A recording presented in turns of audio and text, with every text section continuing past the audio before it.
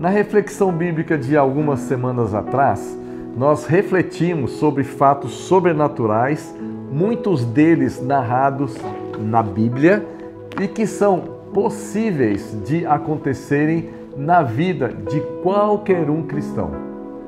Pois bem, a palavra de Deus nos diz que Saulo, antigo nome do apóstolo Paulo, era um perseguidor implacável dos cristãos e como iria para a cidade de Damasco, ele pediu ao sumo sacerdote uma autorização para que, caso encontrasse os do caminho, que era como eram conhecidos os cristãos da época, pudesse levá-los presos para Jerusalém.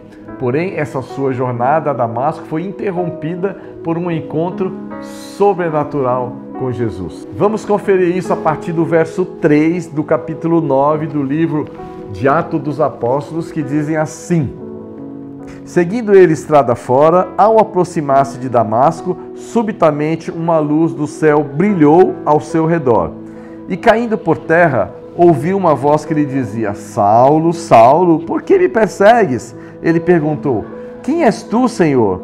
E a resposta foi: Eu sou Jesus, a quem tu persegues.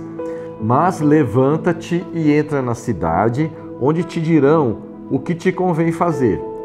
Seus companheiros de viagem pararam emudecidos, ouvindo a voz, não vendo contudo ninguém.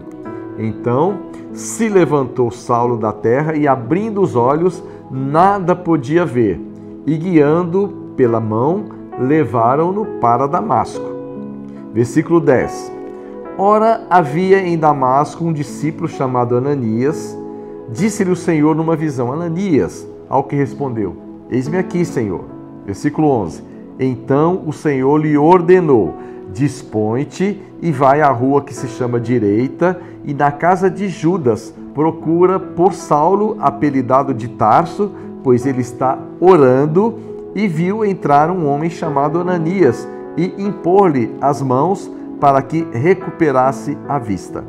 Ananias, porém, respondeu: Senhor, de muitos tenho ouvido a respeito desse homem, quantos males tem feito aos teus santos em Jerusalém. Para que trouxe autorização dos principais sacerdotes para prender a todos os que invocam o teu nome. Mas o Senhor lhe disse: Vai, porque este é para mim um instrumento escolhido para levar o meu nome perante os filhos de Israel, pois eu lhe mostrarei quanto lhe importa sofrer pelo meu nome.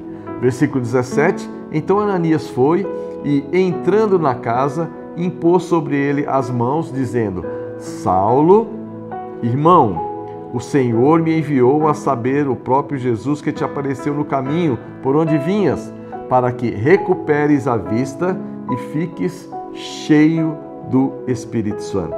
Imediatamente lhe caíram dos olhos como que umas escamas e tornou a ver. Graças a Deus que depois de recuperar a sua visão na casa de Ananias e ter ficado cheio do Espírito Santo, Paulo foi chamado e usado por Deus para pregar não a lei de Moisés, mas a graça de Deus aos gentios predestinados, que somos nós, que não somos judeus.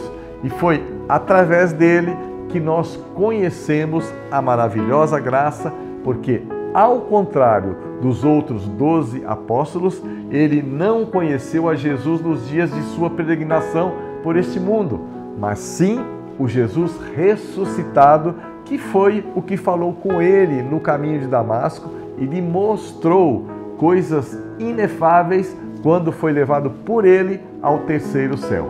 Quando começou a exercer o seu ministério, Paulo foi incansável, tendo viajado por diversas regiões, pregando o Evangelho e estabelecendo várias igrejas. A sua determinação e paixão por Cristo o levaram a enfrentar perseguições, prisões e até mesmo a morte. Porém, ele não se deixou abater pelas dificuldades, pelo contrário, continuou avançando. As várias cartas escritas por ele são uma rica fonte de doutrina, encorajamento e exortação, e nelas ele abordou questões teológicas profundas, falou sobre a salvação, sobre a unidade da igreja e, sobretudo, da maravilhosa e bendita graça de Deus.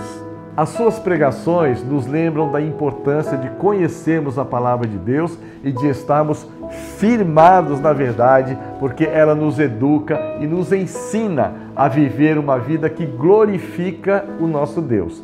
No final de sua vida, Paulo pôde afirmar: combati o bom combate, completei a carreira, guardei a fé. Que a vida desse grande homem de Deus nos ajude a entender a soberania e os desígnios que o Senhor tem para cada um de nós e a saber que mesmo se estivermos fora dos caminhos dele, os seus desígnios e propósitos serão sempre estabelecidos. E eu oro ao Senhor para que você tenha uma excelente semana com grandes manifestações do poder, da graça de Deus em todas as áreas da sua vida.